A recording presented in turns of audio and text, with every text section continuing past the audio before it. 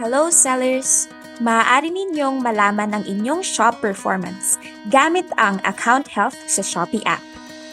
Sa Account Health, pwede ninyong i-monitor ang inyong listing violations, fulfillment, customer service, at customer satisfaction upang malaman kung aling aspeto ng inyong operations ang kailangan ng agarang improvement.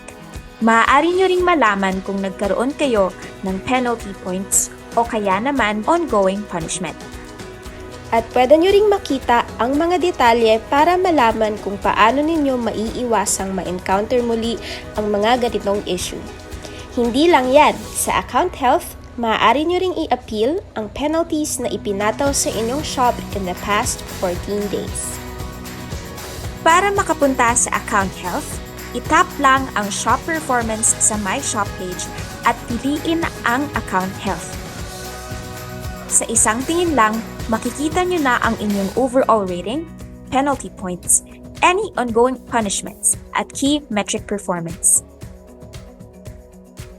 For more information, sumali sa mga Shopee University training o bisitahin ang Seller Education Hub.